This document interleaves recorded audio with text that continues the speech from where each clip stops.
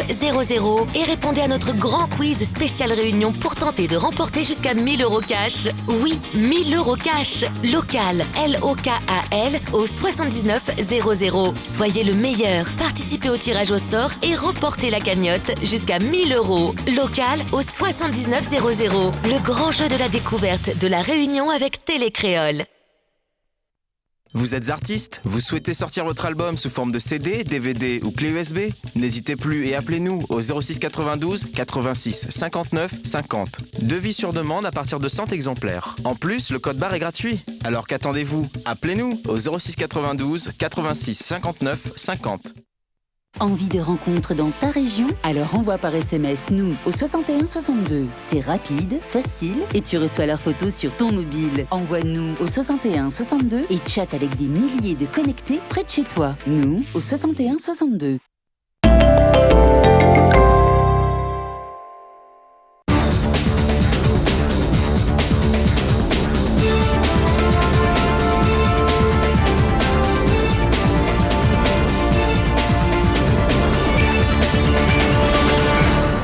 Bonsoir à tous et à toutes et bienvenue sur Télécréole pour votre émission hebdomadaire qui a rendez-vous donc tous les mercredis soirs avec nous sur le plateau pour parler de vos droits. Nous sommes donc en simultané sur Créole FM et nous avons avec nous ce soir un expert, mais alors pas des moindres. Bonsoir Maître Morel, comment allez-vous? Bonsoir, ça va bien vous-même? Ça va, super. Alors tout seul ce soir? Ben apparemment, hein.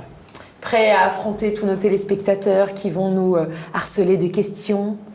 Ben, on va essayer de les éclairer et de leur répondre correctement. Oui, voilà, donc on plaisante, on est quand même très content d'être avec vous tous les mercredis soirs, surtout quand on rencontre des gens dans la rue qui nous disent « T'es miem zot l'émission, miem azot, mi apprend un tas à faire, y aide à nous beaucoup », donc nous, on est super contents. Alors, appelez-nous dès maintenant au 02 62 566 566. N'oubliez pas de couper le son de la télévision, ne citez pas de marque, vous pouvez rester anonyme, bien sûr, c'est même conseillé. Et on va prendre le premier appel. Allô, bonsoir. Allô? Oui. Bonsoir, madame.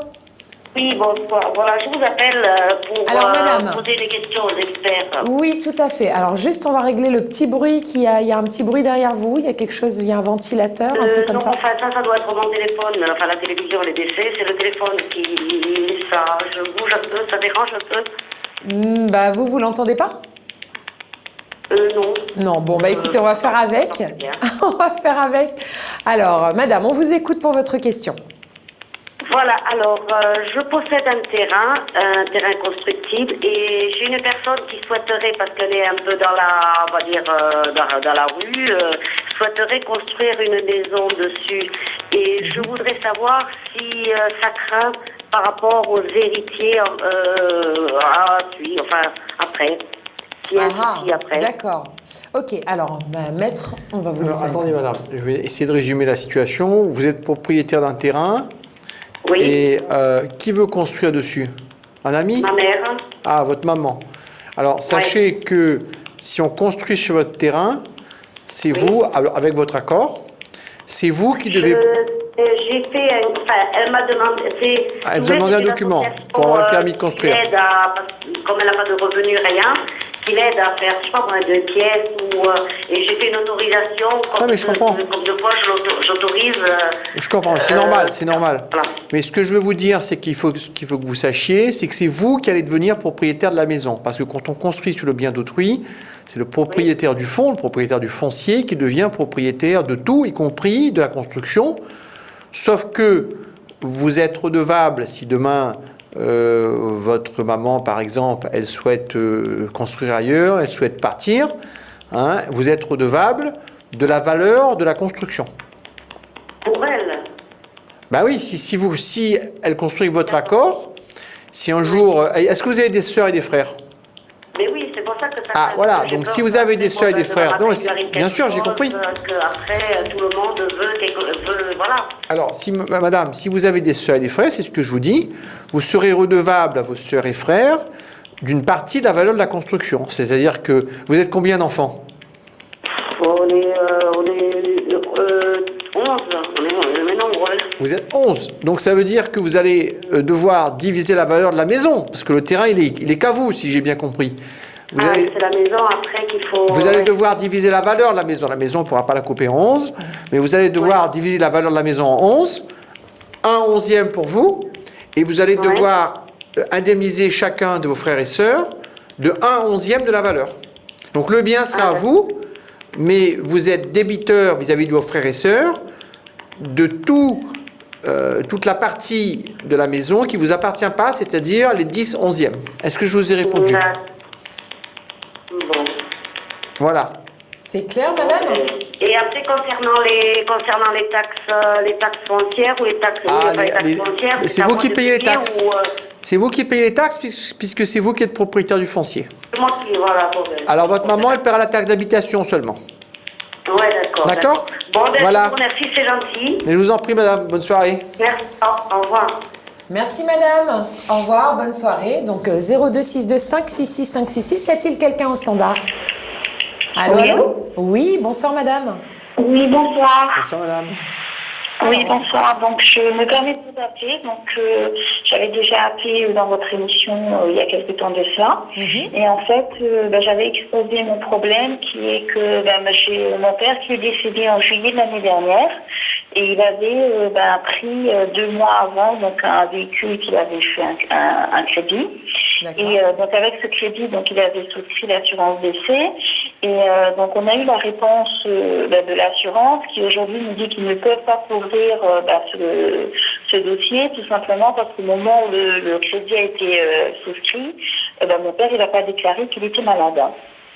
Donc l'assurance aujourd'hui ne veut pas couvrir le crédit.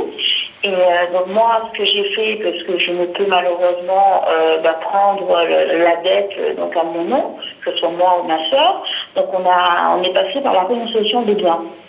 Oui. Mais je n'ai toujours pas eu de retour du tribunal. J'ai fait ma demande en janvier de cette année. J'ai toujours pas eu de retour. Donc je ne sais pas si je suis dans les délais, si je dois me déplacer pour aller les voir, je ne sais pas. Donc moi j'ai pris un avocat donc qui me dit malheureusement au niveau du tribunal c'est long. Donc, est-ce que je dois attendre pour avoir un document qui peut me couvrir à ce niveau-là? Donc, je ne sais pas. Et aujourd'hui, j'ai la maison de crédit qui commence à me relancer, on va dire, toutes les semaines et qui voudrait avoir la preuve comme quoi je fais la renonciation. Et le souci qui se pose pour moi, où là je me pose la question, c'est que renoncer à un bien, c'est renoncer à tous les biens. Et donc moi, j'ai fait la renonciation pour le véhicule. Et la question qu'on m'a posée, c'est est-ce que votre père, il avait un compte? Donc, effectivement, oui, il avait un compte, mais le solde qui restait sur ce compte au moment du décès, donc, a été versé sur le compte de ma mère, qui, elle, n'était pas mariée avec lui, et qui aujourd'hui, aujourd'hui, on me dit, elle n'est pas considérée comme héritière. Donc, qu'est-ce que je dois faire? Vers qui je dois me tourner? Je ne sais pas. Madame, votre papa, il n'avait pas d'autres biens à part cette voiture? Il avait un crédit, donc sur ce véhicule-là, il n'avait pas d'autres biens. Non. Est-ce qu'il avait une maison, un appartement? Il n'avait rien d'autre? Rien. Bon, donc il avait, en tout et pour tout, un véhicule, point. Voilà. Bon, alors, s'il y a un véhicule et qu'il y a un crédit dessus et que la valeur du crédit, de la dette à établissement bancaire est supérieure à la valeur du véhicule, il faut renoncer à la succession. C'est ce qu'on vous a invité à faire. Vous vous êtes rendu au tribunal de grande instance et vous avez rempli un document pour renoncer à la succession. C'est ça? C'est bien ça, Bon, donc à partir de là, c'est terminé. Puisque vous êtes seul enfant ou il y a plusieurs enfants? J'ai une sœur jumelle qui est en métropole. Bon, elle a fait la même chose? Elle a fait la même chose. Donc il y a 2 héritiers, les 2 ont renoncé. Ça veut dire que la maison de crédit en sera pour ses frais, elle pourra faire vendre le véhicule, bien sûr, pour récupérer une partie de la dette, mais c'est tout. Mais il me dit la différence, ce sera à nous de payer. Non, madame, ça ne peut pas être à vous de payer. Pourquoi? Parce que ça ne peut être à vous de payer que si vous êtes considérée comme héritière. D'accord? Or, vous avez renoncé à la qualité d'héritier. Donc, vous n'êtes pas héritière. Vous n'êtes pas héritière pour l'actif. C'est pour ça que je vous demandais s'il y avait d'autres biens. Mais vous n'êtes pas davantage héritière pour le passif, c'est-à-dire pour les dettes. Donc, vous pouvez dormir sur vos 2 oreilles. Vous ne devrez rien rembourser. La maison de crédit, elle va récupérer ce qu'elle peut en vendant le véhicule. Pour le reste, elle devra en faire son affaire, mais vous êtes tranquille. Elle me dit, oui, mais votre père, il avait bien un compte bancaire. Je suis oui, madame. Non, mais madame, d'accord, mais non, ça ne se passe pas comme ça, madame. Ça ne se passe pas comme ça, sauf si votre père a des biens. Effectivement, Non, s'il non, il y a y rien. avait un compte avec beaucoup d'argent dessus, ou même des sommes moyennes, on vous aurait dit, voilà, par exemple, il y a 30 000 euros sur le compte, vous devez 20 000 à l'établissement de crédit, on fait 30 moins 20, vous acceptez la succession, c'est intéressant pour vous, vous faites un chèque de 20 000 à la banque et vous récupérez 10 000 euros. Là, dans ces conditions-là, c'était intéressant d'accepter la succession. La situation que vous me décrivez a conduit très logiquement à une renonciation à la succession, et la loi est extrêmement claire, hein, vous êtes totalement dégagé des dettes, d'ailleurs celles-là ou d'autres, hein, imaginez qu'il y ait des dettes fiscales par exemple, vous êtes totalement dégagé, on ne pourra pas venir vous chercher hein, par rapport à un statut d'héritier auquel vous avez définitivement renoncé. D'accord, Voilà. mais par rapport à ma demande, enfin le formulaire que j'ai rempli justement auprès du tribunal, est-ce que je dois avoir un retour de ce document-là qui Non, est rempli? non, il n'y a pas de retour. Il n'y a pas de retour. D'accord. Vous avez renoncé, c'est fini, ils ne peuvent plus rien faire. D'accord, ok. Voilà. Il n'y a pas de Ok. retour, c'est pas un procès si vous voulez, c'est une déclaration. Vous l'avez fait avec l'aide d'un notaire, la déclaration? D'un avocat. D'un avocat. Parce que j'ai été voir un notaire, il m'a dit, dans le cadre où justement mon père, il avait que... Voilà, exactement. Il n'y a aucune succession à liquider, ça ne sert à rien de faire des frais, bien sûr. Non, non, Voilà, vous avez conservé un double de ce document. Oui, Bon, donc à mon avis, l'affaire est close. D'accord. D'accord. Donc ils peuvent venir, mais au moment où ils vont venir récupérer le véhicule, parce que là, elle m'a dit, on va devoir venir récupérer le véhicule. Est-ce Récupérer que quoi? On doit Le rien véhicule. signer. Ah, bah, le véhicule, par contre, moi, si j'étais vous, je le remettrais le plus tôt possible à la maison de crédit avec un témoin, hein, ou avec, Et en le tout témoin, cas... je suis tranquille, mon avocat... Non, il peut être là non, pas votre avocat. Ah bon, Non, pas d'accord. votre avocat. Un document écrit, hein, vous déposez les clés entre les mains de cette maison de crédit avec un document comme quoi il est établi qu'aujourd'hui, hein, telle date, vous avez remis à telle heure les clés de véhicule immatriculés, etc., à la maison de crédit. D'accord, Parce que plus ils le vendent tôt, plus ils pourront tirer un bon prix. Hein. D'accord, ok. D'accord? Ok, Voilà, je vous madame. remercie. Je vous en Bonne prie, madame. soirée. Merci à vous, bonne soirée. continuation, au revoir. À vous aussi, au revoir. 0262 566 566, on est donc sur le plateau des experts. Y a-t-il quelqu'un au standard? Allô? Allô. Bonsoir, monsieur. Bonsoir, sur le plateau. Je voulais poser une question. Je me suis marié avec une femme qui avait hérité des biens de fonds avant le mariage. Quand je me suis marié, j'ai eu 3 enfants avec cette femme-là. D'accord. Et puis, elle est morte. Aujourd'hui, je refais ma vie. Je me suis remarié avec une autre femme. Je voulais savoir si j'avais toujours des droits sur les biens de cette dame. D'accord. Alors, monsieur, les biens qui appartenaient donc à votre première dame, votre première épouse, c'est ce Oui. qu'on appelle des biens propres, puisqu'elle les a eus par ses parents. D'accord? C'est des biens de fonds, comme on dit en créole. Des biens de fonds. Oui. Donc, vous n'avez aucun droit sur ces biens. Vous n'avez aucun droit sur ces biens, puisqu'ils appartiennent à une lignée qui est différente de la vôtre. Oui. Et donc, par contre, si vous avez eu des enfants, Ah, il avec y a elle, 3 enfants. les enfants, ils ont droit à, bien sûr, à l'héritage. Oui. Mais eux, c'est eux, vous, c'est vous. Vous n'avez aucun droit. Ah, d'accord. Ce sont les enfants de votre dame, et qui sont les vôtres aussi d'ailleurs, mais ce sont eux qui héritent de tous ces biens propres. Même si au départ, Même si quoi? même si on n'a pas fait de contrat de mariage, Non, mais ça rentre pas dans le contrat de mariage, parce que dans le contrat de mariage, si vous voulez, communauté ou contrat de mariage, Oui. les biens propres, c'est-à-dire les biens qui vous sont donnés par vos parents ou qui vous sont apportés à la suite d'un héritage par vos parents, c'est ce Oui. qu'on appelle des biens de fonds, c'est des biens qui vous sont propres, qui restent propres à la personne. Ça va jamais avec le mari ou inversement. C'est les enfants qui Voilà, héritent de c'est ça. les enfants. Je suis catégorique. Moi, j'ai plus de droit dans ces biens-là, alors. Non, Exactement. C'est vos enfants qui, Voilà. qui ont tous les droits. Et si vous voulez aller confirmation, si vous voulez avoir une confirmation, vous allez voir votre notaire. Oui. Il va vous, exactement, par rapport aux documents notamment, vous confirmer, mais il va vous confirmer ce que je vous dis ce soir. D'accord, Voilà. je vous remercie. Bonsoir, Merci monsieur. à vous, Bonne soirée. monsieur. Bonne soirée. Au revoir. Voilà, on est donc sur Télécréole 0262 566 566. Les experts, on répond à vos questions d'ordre juridique. Alors, on va prendre l'appel suivant. Allô, bonsoir. Allô? Oui, allô, bonsoir, madame.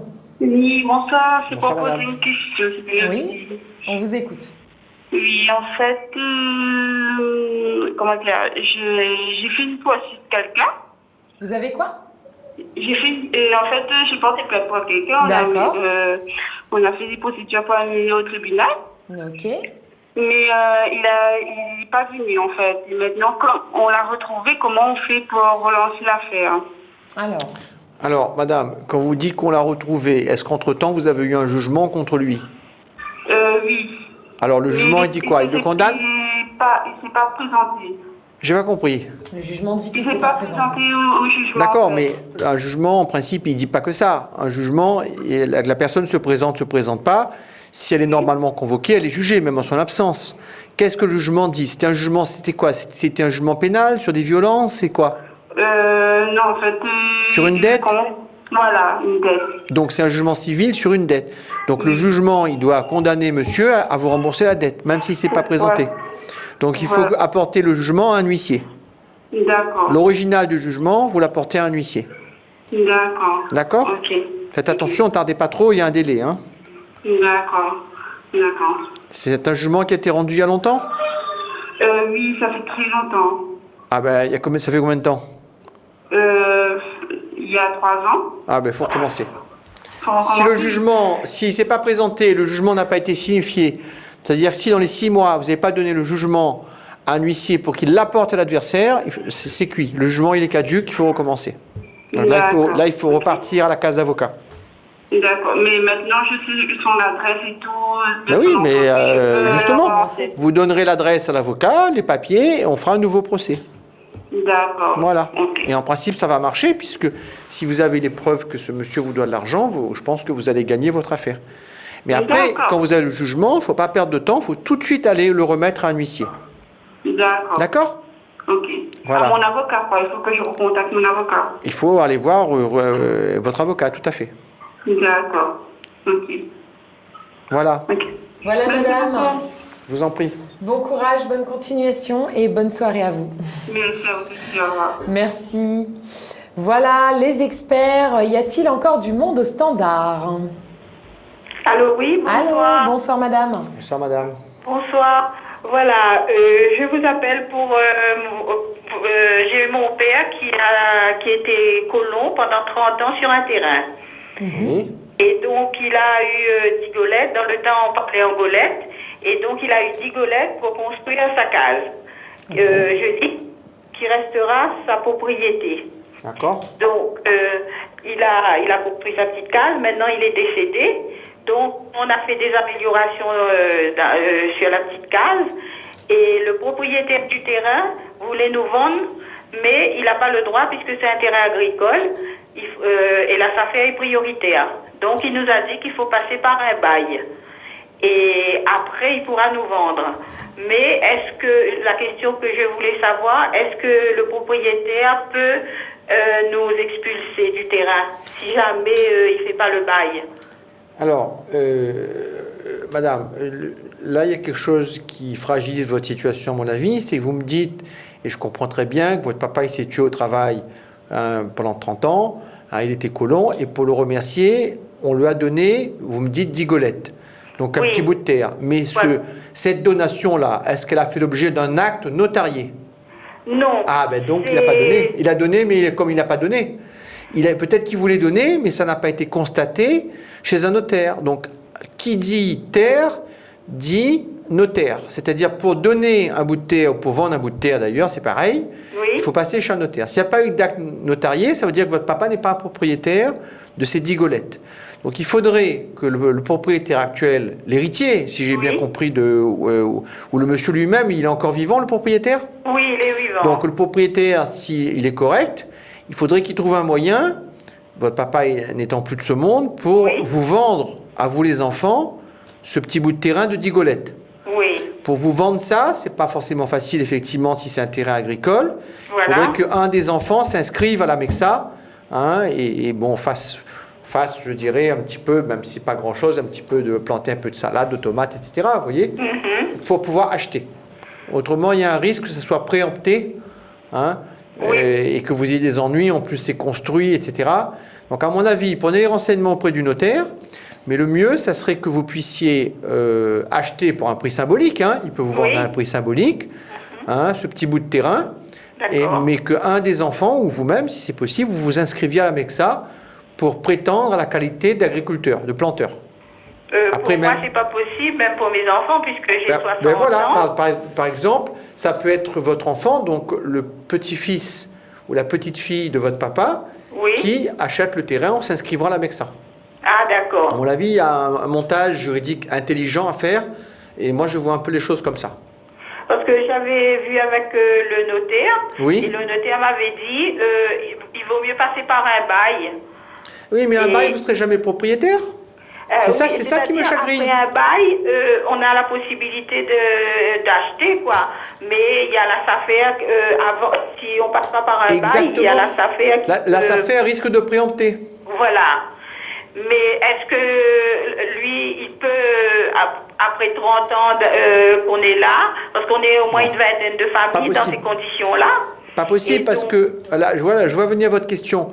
Vous allez me demander, arrêtez-moi si je me trompe, si on peut prescrire par 30 ans la propriété. C'est pas possible, parce que on peut prescrire que si on s'installe sur un terrain qui n'est pas l'objet d'une location. Là, depuis le départ, les choses sont claires. Vous êtes colon, il y a un contrat de colonnage, et on sait que vous n'êtes pas propriétaire. Donc, la prescription acquisitive de 30 années à laquelle vous faites allusion, elle n'existe pas, madame. C'est pas possible. D'accord. Donc, il faut réfléchir à un montage avec le notaire. Oui. Peut-être un bail, hein, c'est peut-être ça la solution. Mais surtout si le propriétaire est de bonne composition et il a envie de tenir la parole qu'il avait donnée à votre papa, et ça c'est très bien, hein, parce que les gens de parole c'est de plus en plus rare. Donc, non, mais on a un livret, un livret de colonnage. Oui, mais madame, c'est bien le livret de colonnage, mais vous voyez, là où votre dossier, il pêche, si je peux dire, c'est que vous me dites, le monsieur, il a donné à votre papa. Ben, il aurait dû passer chez le notaire. Voilà. Et là, le fait qu'il ne soit pas passé chez le notaire, on ne peut pas donner un bout de terrain comme on donne une pierre de lunette ou un stylo de la main à la main. Oui, voilà. Il faut passer par une étude notariale. D'accord. D'accord ? Ben, je vais voir ça. Voilà. Merci beaucoup. Mais je vous en prie, madame. Bonne soirée. Merci, vous aussi. Au revoir. Au revoir. Merci, madame. Bonne soirée à vous. Les experts, notre émission juridique avec Maître Morel ce soir qui doit répondre à toutes nos questions. Ça va ? Avec plaisir. Avec grand plaisir. Alors, on va prendre l'appel suivant s'il y a quelqu'un. Allô ? Oui, bonjour. Bonjour madame. Bonsoir. Voilà, c'est un renseignement, c'est la première fois que je téléphone à un expert, et je voulais savoir au sujet du terrain, de mon bien là. C'est une donation du terrain, et j'ai construit une maison, j'ai 4 enfants. Est-ce que les partages du terrain, elle est quand même assez grande, mais là où il est, l'avant-dernier a maintenant de la licence pour finir la maison dessus. Mais les autres bouts de terrain, les murs. Mais aujourd'hui, alors, je pense qu'on n'a pas bien compris. La question, je veux vendre la maison. Alors, vous voulez vendre la maison. Est-ce que ça pose pas de problème chez le notaire? Est-ce qu'il faut les enfants aussi pour signer, ou bien elle n'a pas besoin de vote? Alors, on va sûrement vous demander des précisions. Madame, on n'a pas bien compris. On a un terrain, vous la finissez partager avec les maramailles? Oui. Et j'ai gardé la licence. Pardon? Vous avez gardé l'usufruit. Hein? La jouissance, en droit, ça s'appelle l'usufruit, donc on reste dans la case. Oui. Et ce terrain-là, la case, elle occupe tout le terrain? Comment ça? Est-ce que la case que vous occupe aujourd'hui, est-ce qu'elle y occupe tout le terrain, ou est-ce qu'on a des bouts de parcelles terrain nu qu'on a donné aux enfants à côté? Il y a des bouts de parcelles à partager avec les enfants. Terrain nu. Voilà. Bon, donc là, vous avez déjà fait le partage avec vos enfants? Oui. Chez un notaire? Oui. Ben c'est très bien. Qu'est-ce que vous souhaitez de plus? Quelle est votre question? Elle veut vendre la maison. La question, c'est je voudrais savoir si quand je vends le terrain. Oui, mais attention, là, si vous avez déjà donné. Mais madame, si vous l'avez déjà donné, on ne peut plus vendre, là. Est-ce que la maison, est-ce que la parcelle que vous. Non, j'ai gardé la jouissance la maison. Oui, d'accord, mais la jouissance, vous ne gagnez pas vendre. La jouissance, vous gagnez habiter ou gagnez louer. Vous gagnez mettre un locataire, dont tirer un loyer, ça oui. Vous gagnez habiter. Ou gagne prêter un camarade. Mais la jouissance, comme le dit si bien son nom en droit, l'usufruit, Oui. Ce n'est plus la propriété, vous n'êtes plus propriétaire. Même que c'est un terrain de donation? Mais madame, la donation, si me donne à vous quelque chose, mais il n'est plus à moi. Oui. Il est à vous. Ou la fin nous donne notre marmaille, le bien. Le bien, il est à autres maintenant. Ou la garder une petite partie de la propriété qui s'appelle le jus-fruit. Le jus-fruit, ça vous donne le droit de rester dedans. Hein, on peut boire, manger dedans, dormir, pas de problème. On peut louer à quelqu'un. Mais on n'a plus le droit de vendre le bien. Sauf si votre enfant... Donc, dans ce cas, il y a un problème, donc on peut louer.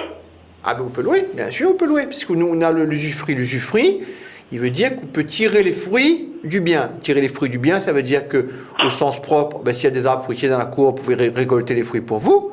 Oui. Ça veut dire aussi que vous pouvez donner en location à bail à un particulier le bien, ou d'ailleurs un professionnel, et il vous paye un loyer. Le loyer revient à vous et à personne d'autre. Et le jour, par contre, où vous disparaîtrez, hein, oui. Je vous souhaite que ce soit le plus tard possible. Le jour où vous disparaîtrez, madame, là, vos enfants, ils récupèrent également votre usufruit, hein, puisque l'usufruit ne dure que le temps de la vie de l'usufruitier. C'est au cas du décès. Ben, en cas de décès, c'est ce que je suis en train de vous dire.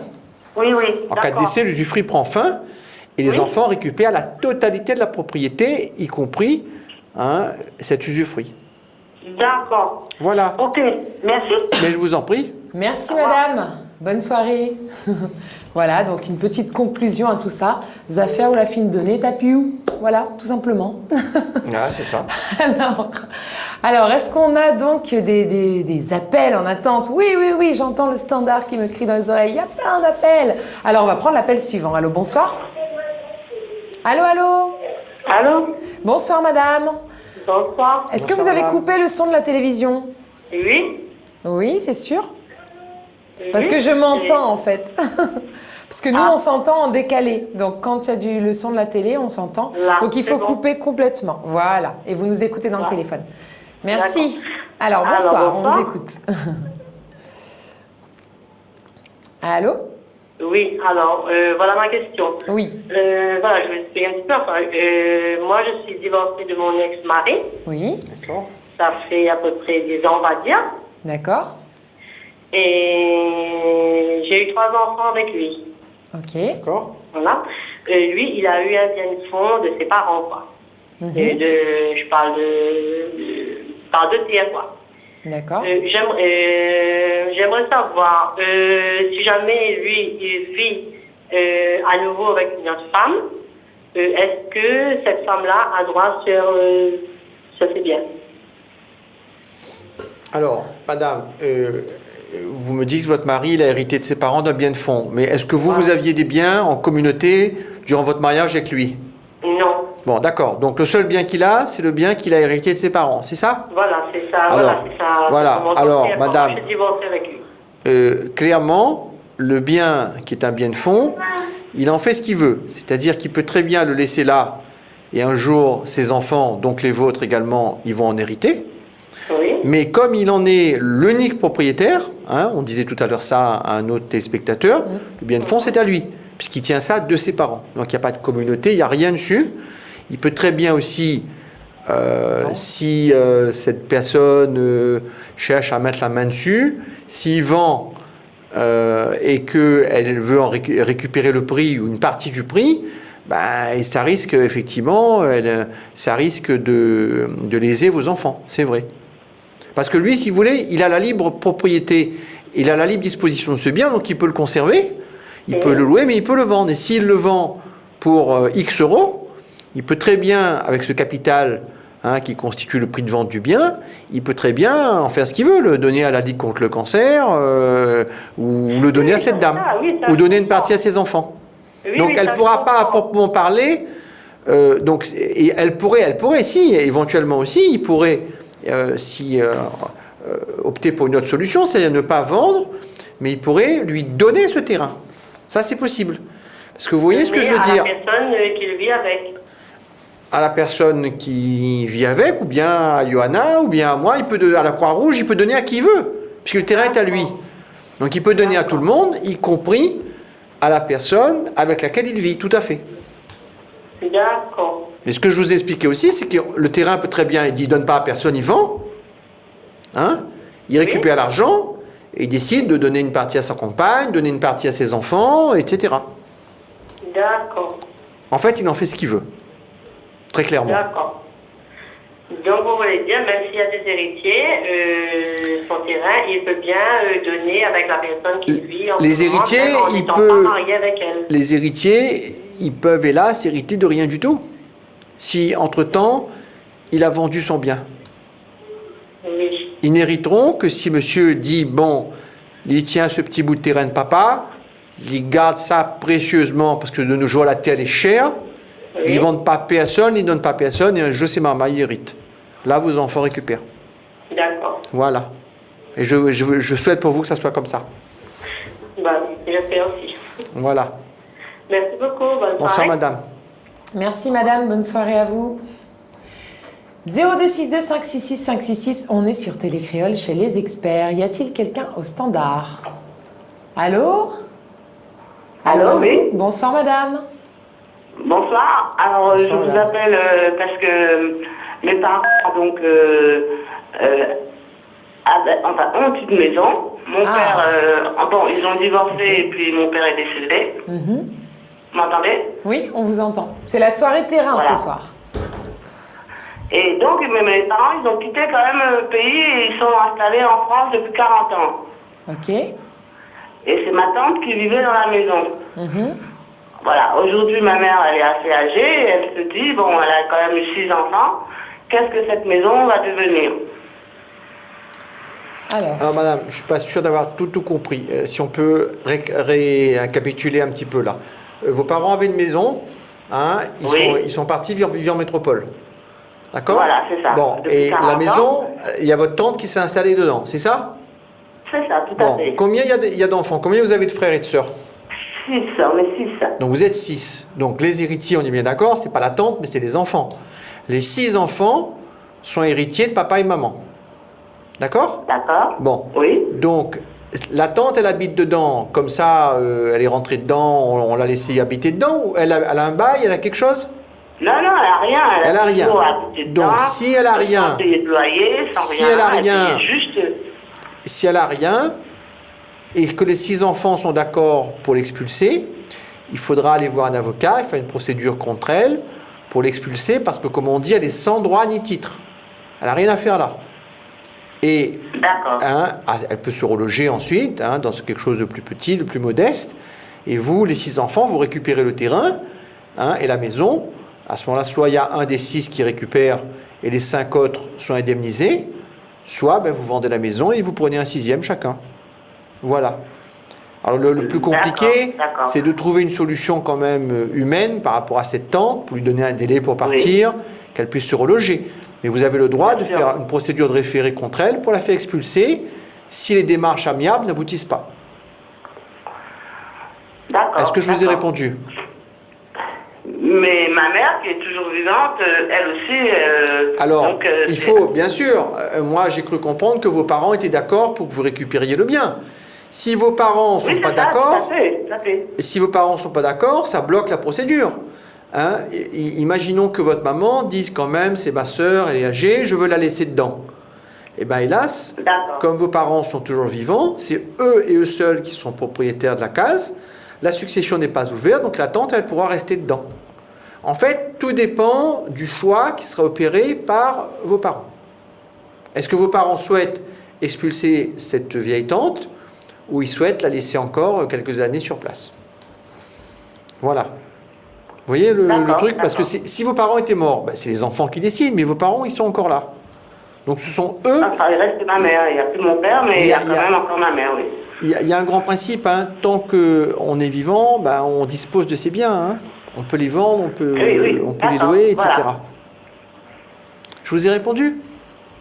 Oui, très bien, merci. Je vous remercie beaucoup. Et bonne soirée, madame. Au revoir. Merci, madame. Bonne soirée. Au revoir. Au revoir. Voilà, donc privilégions toujours les solutions amiables avant de passer, bien sûr, par un avocat et une procédure. On essaye de faire comme ça, au mieux. Alors, y a-t-il quelqu'un au standard? Oui? Oui, allô? Oui. Bonjour madame. Oui, bonjour. Bonjour madame. Mais vous ne nous dérangez pas. Une petite question. D'accord. Voilà, je suis veuve. Et j'ai ma belle-mère qui habite en métropole et qui est très âgée, qui ne peut plus suffire et qui va devoir rentrer dans une maison de retraite. Elle n'a pas de revenus et je voulais savoir si j'étais impactée pour le paiement de cette maison de retraite. À savoir qu'elle a 3 enfants de plus et moi je suis veuve d'un de ses enfants.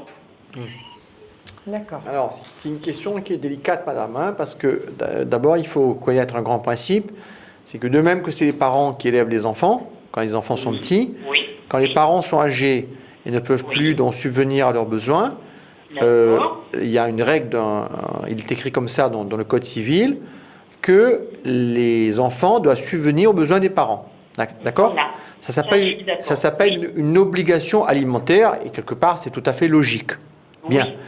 Alors, la loi dit que à partir du moment, par exemple, où le vieux parent, homme ou femme, est dans une maison de retraite, et on sait que ça coûte très cher les maisons de retraite, hein, ça peut coûter plusieurs milliers d'euros par mois, à ce moment-là, les enfants vont contribuer volontairement. S'ils ne contribuent pas volontairement, qu'est-ce qui va se passer ? C'est par exemple, moi je le vois dans des dossiers au département, le département va financer l'hébergement de cette personne dans une maison de retraite, mais va se retourner contre les héritiers et va leur demander de payer chacun en fonction de leurs moyens. On ne demande pas la même chose à quelqu'un qui gagne 2000 € par mois qu'à quelqu'un qui est au RSA. Mais le département, donc le conseil départemental, va se retourner contre les héritiers pour leur dire c'est votre vieille maman à l'heure actuelle qui est hébergée et les frais en sont supportés par la collectivité. Il faut que vous, les enfants, vous contribuez en fonction de vos possibilités. Et s'ils n'acceptent pas, ça passe devant le juge et ils sont condamnés à contribuer. D'accord ? Alors, ça c'est le grand principe. Maintenant, vous, c'est un peu plus délicat. Est-ce que votre mari, est-ce que vous touchez une pension de réversion, par exemple ? Oui. Ah, voilà. Oui. Alors, si vous touchez une pension de réversion, à mon avis, le juge peut vous demander de contribuer. Parce que cette pension de réversion, en fait, c'est pas la vôtre. C'est la pension qui vient de ce que votre mari aurait touché s'il était encore vivant. On est d'accord ? Donc, à partir de là, le juge peut considérer que vous devez également contribuer, non pas sur la partie, mettons que vous êtes à la retraite vous-même, non pas sur votre partie à vous, parce que vous n'êtes pas en ligne directe un descendant, mais sur la partie, la partie pension de réversion. À mon avis, oui. D'accord. Alors bon, moi je vous réponds au tac comme ça, il faudrait vérifier, mais j'ai tendance à dire instinctivement qu'on pourrait vous demander de contribuer à hauteur d'une partie de la pension de réversion. D'accord. Et ils ne prendraient pas tous mes revenus. Ah non, ils ne peuvent pas toucher à vos revenus propres. Ça c'est impossible. Mais non, parce que vous... Donc ma retraite ne serait pas... Non, parce que vous me disiez que c'était pas votre maman, c'est votre belle-maman. C'est ma belle-mère, oui. Et le devoir alimentaire, il s'exerce en ligne directe, c'est-à-dire entre le papa, la maman et les enfants. Il ne s'exerce pas entre vous-même, qui n'avez un lien avec cette dame, que par votre défunt mari. D'accord. Donc il n'y a aucun souci sur vos revenus propres. D'accord. Mais parce que je craignais aussi, parce que on a eu de notre union, on a eu une fille, et je pensais que peut-être elle aussi serait... Alors, redevable. Écoutez, dans l'absolu, oui, mais j'ai encore jamais vu de dossier, moi, où la collectivité allait chercher sur la génération suivante, quoi. Hein. D'accord. Ça me paraît quand même... non, ça me paraît pas... Ça me paraît un petit peu... un peu osé comme aller chercher chez un jeune. Non, moi je pense que pour le moment, ils vont demander aux enfants directs, point. Et ils risquent de vous demander à vous de contribuer sur une petite partie sur la pension de réversion. Pas plus, je pense qu'on n'ira pas plus loin. D'accord. Voilà. Je vous remercie beaucoup. Mais je vous en prie, madame. Bonsoir. Et au revoir. Merci madame, bonne soirée à vous, au revoir. Voilà, donc on est sur Télécréole et on continue avec l'appel suivant. Allô, bonsoir. Bonsoir. Bonsoir, monsieur. Bonsoir, monsieur. Bonsoir. Je vous appelle suite à une grosse facture d'eau que j'ai eue récemment. Ah. Ça fait à peu près maintenant 1 an que je suis dans un loyer avec une agence. Je peux citer le nom de l'agence ou pas? Non. Non. On va éviter. Ni la compagnie des eaux. Non plus, mais bon, voilà, on n'a pas besoin de le savoir. J'explique le problème, voilà. J'ai une fuite, mais elle est souterraine. Elle est entre mon compteur et mon appartement. D'accord. Elle n'est pas dans mon appartement, sinon il y aurait eu un dégât des eaux. Elle est entre le compteur et l'appartement, c'est-à-dire en souterrain. D'accord. J'ai reçu des courriers de la compagnie des eaux m'avertissant que la facture était élevée. Il était de mon devoir de faire le nécessaire pour la réparer. D'accord. J'ai contacté l'agence. L'agence a envoyé un pompier. Malheureusement, la fuite est souterraine et il faut mobiliser pas mal de gars et pas mal de sous pour la réparer. D'accord. Entre-temps, je paie des factures d'eau assez élevées, de plus de 900 €. Je suis parti voir la compagnie des eaux. Ils m'ont dit qu'ils ne peuvent rien faire si je n'ai pas la facture des réparations des eaux. Je me suis rapproché de l'agence. Ils m'ont dit que le propriétaire fait un blocage. La facture est trop élevée pour la réparer. Ils sont un peu en litige avec le propriétaire. Mais moi, en attendant, je reçois des factures d'eau de cette compagnie des eaux assez élevées. Et je suis allé voir un conciliateur. Il m'a dit tout simplement d'appliquer la loi Wardman. Oui, c'est-à-dire la loi Wardman. Mais pour appliquer cette loi-là, il me faut la facture de réparation. Mais moi, je n'ai que des devis. Et à l'heure d'aujourd'hui, je suis bloqué entre l'attente du proprio et l'attente des paiements des factures de la compagnie des eaux. D'accord. J'ai pas de solution. La solution, l'agence m'a proposé de quitter le loyer. Pour quitter le loyer, il faut déjà arriver la facture d'eau. Ensuite, vous comprenez, c'est toute une démarche et au final, je me retrouve, peiné. Ouais. Et j'ai pas de solution. Bon, alors, il y a toujours une solution, mais la solution, elle n'est pas facile, effectivement, dans une situation comme la vôtre. Moi, je vois 2 types de réponses, monsieur. Ouais. Première série de réponses, est-ce que vous n'avez pas, par rapport à votre contrat d'abonnement, votre contrat de raccordement vis-à-vis de cette compagnie d'eau, une assurance. Est-ce que vous ne payez pas une police d'assurance? Généralement, maintenant, la plupart des fournisseurs d'eau, ils vous vendent compris dans l'abonnement, c'est 1 €, 2 € par mois, c'est pas une somme. Plus sur la facture. En principe, ils vous assurent automatiquement, ça remonte à une dizaine d'années maintenant, et sauf si vous refusez d'être assuré. Mais je dirais le principe, c'est l'assurance, c'est la couverture en cas de fuite. Et l'exception, c'est qu'il n'y a pas d'assurance. Donc déjà, il faudrait vérifier si oui ou non vous êtes assuré. C'est la première chose. D'accord Alors, non. Il semble que non, puisque si le fournisseur en eau, autrement, il aurait fait jouer l'assurance. Alors ça, c'est quand même embêtant. Et il faudrait quand même voir avec le fournisseur d'eau pourquoi il ne vous a pas assuré. D'accord. Bon, le deuxième type de réponse, c'est qu'aujourd'hui, vous êtes locataire. Ce n'est pas à vous de vous occuper de ça. C'est au propriétaire.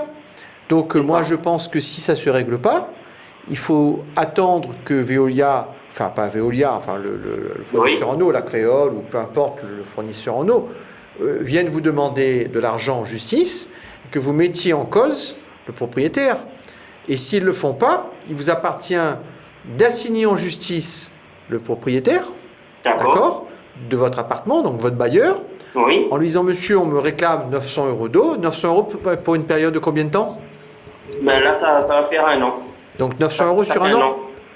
En sachant que j'ai déjà donné quand même. Vous avez déjà payé une partie. Voilà, c'est normal que vous payiez la partie, je dirais, consommation habituelle.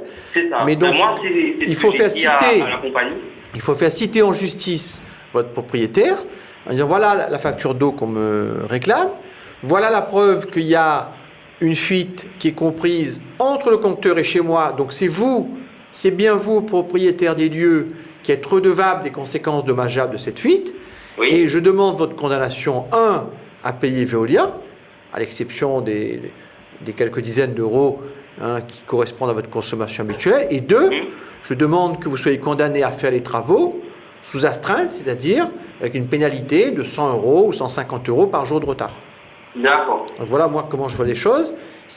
Alors faites un recommandé quand même à votre propriétaire, mais me semble-t-il l'agence l'a fait. Donc faites-le vous-même en disant monsieur, si vous ne payez pas l'eau, et si vous ne faites pas réparer, je vais voir un avocat et je vous assigne en justice. Et là, vous prendrez vos responsabilités. Voilà ce que je vous conseille, monsieur. Ok. J'essaierai cette possibilité-là, en sachant que la première, l'assurance, je ne crois pas que... Eh oui, mais ça, c'est vraiment dommage, parce que maintenant, c'est un problème courant, ça, des gens qui se retrouvent avec des factures d'eau délirantes. Et il y a quelques années, je ne pense même pas que ça soit une obligation légale, mais les fournisseurs en eau ont institué ce système qui coûte très peu cher, parce qu'il n'y a quand même pas beaucoup de fuites d'eau massives, et en payant 1 euro ou 2 euros par mois, on est assuré. Je me renseignerai. Il faut vous renseigner. Il faut vous renseigner. Ouais. Tout à fait. Je vous remercie. Mais je vous en prie, monsieur. Bonne soirée. Au revoir. Merci, monsieur. Bonne soirée. Voilà, n'oubliez pas, il n'y a pas de problème. Il n'y a que des solutions, mais c'est vrai que des fois, c'est un petit peu galère, on va dire. Alors, est-ce qu'on a donc un appel suivant? Allô? Allô, bonsoir, madame. Oui, bonsoir. C'est juste pour avoir un renseignement, finalement, que j'en profite par l'expert. D'accord, on vous écoute. Voilà, à l'heure de l'année dernière, finalement, on a su comprendre que, par exemple, mon beau-père et ma belle-mère, finalement, qui sont décédés, finalement, il y a mon ex-occupant et son frère qui habitent du logement. Mais finalement, c'était en location vente en durée, mais qui était sur un bailleur. Donc finalement, le dossier, lorsque moi et mon ex-occupant, nous sommes mariés mais séparés, qu'on a des enfants qui sont ensemble. Et donc, je voudrais savoir, à l'heure d'aujourd'hui, qu'on est parti devant le notaire, finalement, voilà, la question qui se pose, que moi, je suis sur le dossier, lorsque finalement, que mon ex-occupant et mon beau-frère, qui n'étaient pas au courant. Donc, je voudrais savoir, au moment qu'on avait passé devant le notaire, donc, justement, on ne voulait pas que moi, je signais cette lave de notaire. Donc, je voudrais savoir aujourd'hui, la question qui se pose, donc le dossier sont toujours en cours, parce que moi, j'ai le notaire qui m'a demandé que finalement, que cette bien, c'était un bien de fonds de famille. Donc, voilà, la question qui me pose justement, où est les préjudices qui posent, quoi. Alors, on va éclaircir un petit peu tout ça. Parce que je ne pourrais pas vous répondre. Hein. Ça me paraît trop compliqué. Il faudrait voir votre notaire. Parce que moi, j'ai cru comprendre que vous avez signé, vous et votre mari ou votre concubin déjà? Vous étiez mariés ou on est mariés, si vous voulez, mais on est séparés. On a un juge. Alors, d'accord, non, mais à l'époque où le contrat a été signé, madame, vous avez signé un contrat de location de vente d'une case. Vous étiez mariés à cette époque-là? Voilà, oui. Vous étiez mariés sous la communauté? Voilà. Bon, est-ce que votre nom apparaît aussi sur le contrat comme le nom de monsieur? Est-ce que les deux noms apparaissent? Oui. Bon, alors déjà, il y a quelque chose à savoir. S'il y a votre nom et le nom de monsieur, ce contrat, il tombe dans la communauté. Donc une fois qui dit location, vente, dit location, et vente au terme de la location. Donc si votre couple, j'ai bien compris que c'est un ex-couple, mais il faut se positionner à l'époque où vous êtes encore mariés, le bien, il tombe dans la communauté. D'accord? Ça, c'est très clair. Donc, vous avez autant de droits que votre mari. Vous vous divorcez, il part de son côté, vous partez du vôtre. Vos droits sont les mêmes. Donc, il vous appartient, s'il veut garder le bien, de récupérer la moitié de la valeur de ce bien, à condition qu'entre-temps, la location ait été à terme et que la vente ait été prononcée par le bailleur social. Moi, je ne sais pas où on en est. Mais si c'est le cas, ça veut dire que vous n'êtes plus des locataires, mais vous êtes devenus des propriétaires de ce bien, et c'est 50-50. Donc c'est à votre notaire de faire ce qui s'appelle une liquidation de communauté. Et soit ça se fait à l'amiable, le notaire vous fait signer donc un acte liquidatif de communauté où chacun reprend ses billes, si je puis m'exprimer ainsi. Hein, donc si c'est lui qui garde le bien, ben, il vous fait un chèque. Si c'est vous qui gardez le bien, vous lui faites un chèque qui représente la moitié de la valeur du bien. Si ça se passe pas bien et qu'il y a un qui ne veut pas signer, à ce moment-là, le notaire va rédiger ce qui s'appelle un procès-verbal de difficulté, comme quoi vous ne vous entendez pas, et vous allez être obligé de saisir un avocat pour engager une action en liquidation de la communauté. Mais voilà ce que je peux vous dire dans les grandes lignes. Mais après, pour le détail, vous-même, vous me dites que vous avez un notaire. Il faut vous rapprocher de votre notaire pour voir ce qu'il vous conseille. D'accord. D'accord ? Et c'est bon, merci beaucoup. Mais je vous en prie, madame. Bonne soirée. Merci, madame. Bonne soirée. Eh bien, nous allons prendre le dernier appel de cette soirée. Allô, bonsoir. Oui, bonsoir. Bonsoir, monsieur. Bienvenue. Oui, voilà. Bonsoir, madame. Merci. Bonsoir, Mme Morel. Bonsoir, monsieur. Voilà, j'ai, on va dire, 2 petites parcelles de terrain. D'accord. Qui fait 800 mètres à peu près. Et j'ai 3 enfants. Et c'est un terrain agricole. Ok. Je voulais faire la donation à mes 3 enfants. Et il y a le département qui m'empêche un petit peu de faire cette donation. Et je lui ai dit qu'il est quand même assez âgé, suite à ma mort, à qui il va appartenir ce terrain. Est-ce que le département va prendre ce terrain? J'ai pas tellement de solutions. Mais pourquoi vous parlez du département? C'est un terrain agricole? Oui, c'est un terrain agricole. Oui, mais c'est la SAFER qui peut préempter. Non, la SAFER, il a enlevé sa préemption parce que c'est un terrain familial. Oui, mais à partir du moment, monsieur, où c'est un terrain agricole, je ne comprends pas bien ce que vient faire le département là-dedans. C'est ça qui me chagrine. Ils disent que si, par exemple, on fait la donation, on n'aura plus tellement de terrain agricole. Alors, bon, je ne comprends pas bien ce que vient faire le département, parce que le département, il peut vous exproprier pour faire, par exemple, une route départementale ou un pont. Mais si vous voulez... Écoutez, Mme Morel, moi je suis le courrier. Oui, non, mais je ne vous dis pas que c'est pas vrai. Je cherche à comprendre pourquoi le département vient mettre son nez dans vos affaires, puisque en matière agricole, l'autorité qui exerce le droit de préemption, c'est la SAFER. C'est la SAFER. C'est pas le département, c'est pas la région, c'est pas la mairie. Vous savez très bien, écoutez-moi, Mme Morel. Mais je vous écoute, monsieur. Vous savez très bien qu'ils ont un comité après... des agriculteurs qui siègent au département et qui surveillent les terrains agricoles. Et sur ce chemin... Est-ce que ce n'est pas plutôt le PFR, c'est-à-dire l'établissement public de réserve foncière, qui veut prendre votre terrain? Non, ils ne veulent pas prendre le bon terrain, mais ils ne veulent pas diviser cette parcelle. Je ne sais pas quelle réponse vous apportez, monsieur.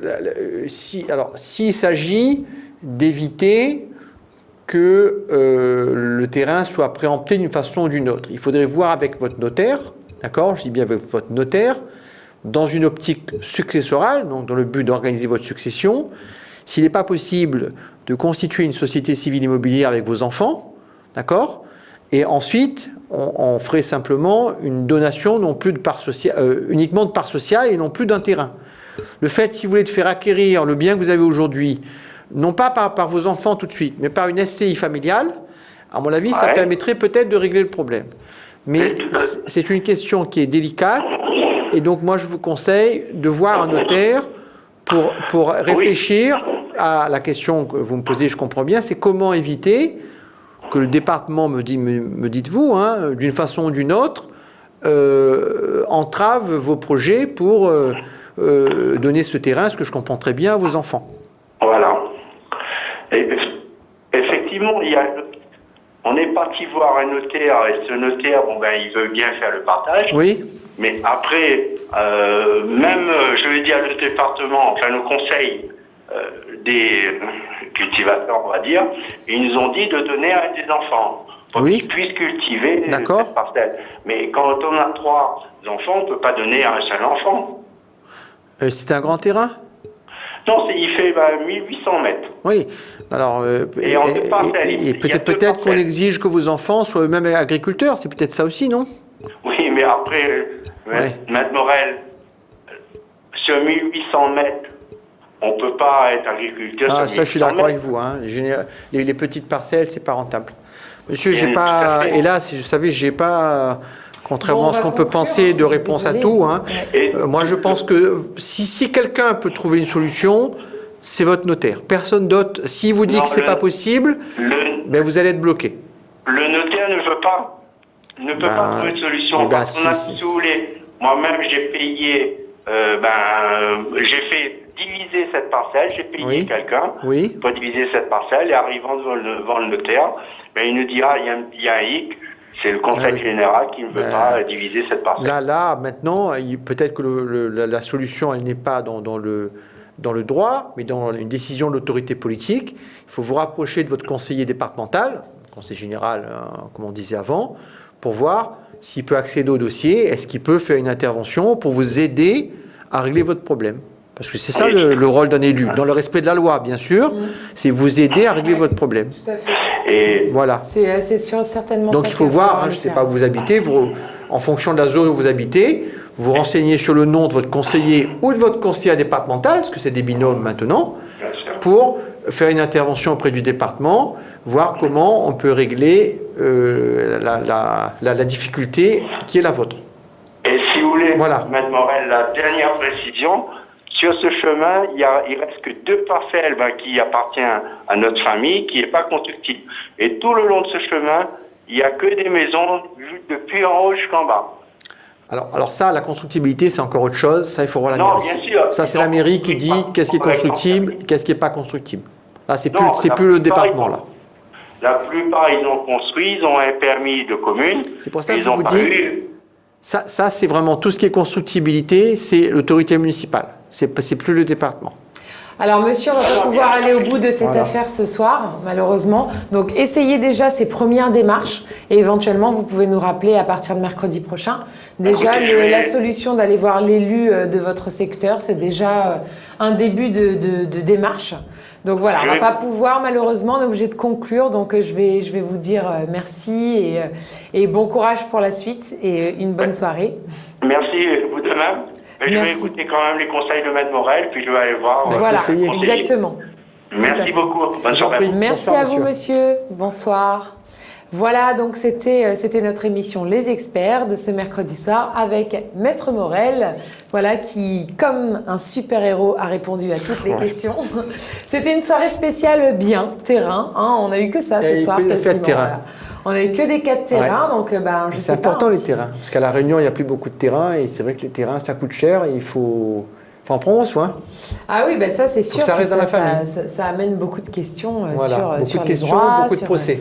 Beaucoup de procès, beaucoup de problèmes aussi, j'ai envie de dire. Mais bon, voilà, on est là pour vous aider à les régler. Donc rendez-vous dès mercredi prochain à 19h55 sur Télécréole ou sur Créole FM pour de nouveau nous retrouver, nous poser des questions, nous appeler.